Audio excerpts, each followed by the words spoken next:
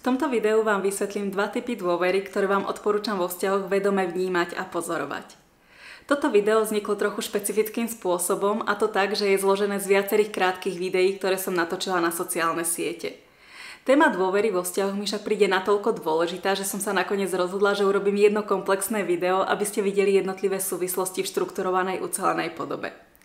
To je dôvod, prečo mám v jednotlivých videách iný účes a možno aj prízvuk a hlas, ale verím, že to pre vás nebude príliš rušivé a že obsah tohto videa bude pre vás hodnotný a prínosný. Raz mi niekto povedal, že dôvera je ako zrkadlo. Ak sa raz naruší alebo rozbije, už je rozbitá navždy. Niektorí ľudia sú ochotní zrkadlo zlepiť a pozerať aj do zlepeného zrkadla a iní ľudia naopak nie sú ochotní zrkadlo zliepať. Už nikdy by ich pohľad do takého zrkadla netešil. Každý z nás sme iný a každý máme hranicu tolerancie nastavenú inak. Dôvera je citlivá v každej oblasti nášho života. V partnerstve, priateľstve, práci či bežnom živote. Preto s ňou narábajte opatrne, aby ste nestratili viac, ako jej porušením získate. V ďalších videách vám vysvetlím dva typy dôvery, ktoré vám odporúčam vo vzťahoch vedome vnímať a pozorovať. Prvým typom dôvery je dôvera založená na skutkoch a činoch. Podstatou tejto dôvery sú vlastnosti ako zodpovednosť, čestnosť, férovosť, vernosť a podobne. To, ako sa v reálnom živote skutočne zachováme, závisí od toho, ako vysoko máme tieto vlastnosti vo svojom rebríčku hodnôt. Ako veľmi nám záleží na tom, aby sme boli čestným, férovým, zodpovedným, spoľahlivým človekom a tiež od toho, ako si dokážeme tieto hodnoty ustať v konkrétnej situácii.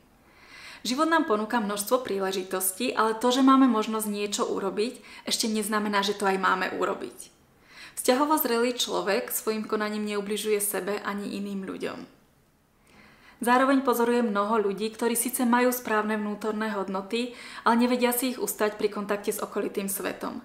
Nevedia byť pevní vo svojich názoroch, postojoch, nevedia ísť do konfrontácie, nevedia si zastať samého seba.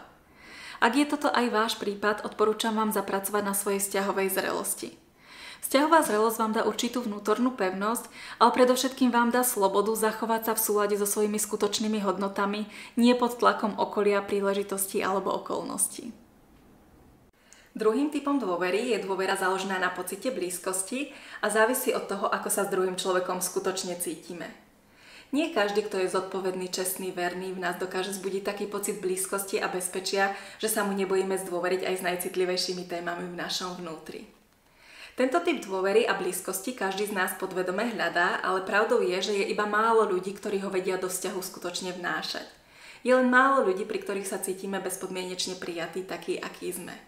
Je to spôsobené tým, že väčšina ľudí je vzťahovo nezrelých. Dobrou správou však je, že každý z nás sa môže naučiť, ako vnášať do vzťahu blízkosť, hĺbku, porozumenie a dôveru. Závisí to len od našej ochoty na sebe pracovať. Podrobne sa tomu venujem v kurze Podstata medziľudských vzťahov. V predošlých príspevkoch sme si povedali, že existujú dva typy dôvery. Dôvera založená na skutkoch a činoch a dôvera založená na pocite blízkosti. To, na čo vás chcem upozorniť, je, aby ste na iných ľuďoch vnímali obe tieto roviny. Celková dôvera v druhého človeka by mala byť opretá o oba tieto piliere. V realite môžete pozorovať mnoho vzťahov, kde je síce narušená dôvera, no daní ľudia nevedia tento vzťah ukončiť, hoci ich neustále zraňuje. Častým dôvodom je práve to, že hoci ich jeden z pilierov neustále zrádza a zraňuje, druhý pilier im vyhovuje a vyživuje ich. Napríklad partner je zodpovedný, čestný, verný, viem sa na neho vo všetkom spoľahnúť, ale pravdou je, že sa necítim milovaná, že necítim, že by mu na mne záležalo. Alebo naopak, partner je nezodpovedný, neviem sa na neho v ničom spoľahnúť, ale dáva mi pozornosť a naslúcha mi, čím vyživuje moju emočnú stránku, preto sa neviem tohto vzťahu vzdať. Ak si chcete nastaviť svoje vzťahy správnym spôsobom, je potrebné medzi týmito dvoma typmi dôvery rozlišovať a nastavovať si každý z nich zvlášť. Na oboch záleží a oba majú priamy dopad na vývoj a atmosféru vo vzťahu. Podrobne sa tomu venujem v kurze Podstata medziľudských vzťahov. Čo do vzťahu vnášame, to sa v ňom násobí a vracia sa k nám späť. Aj to dobré, aj to konfliktné. Pri téme dôvery to platí dvojnásobne.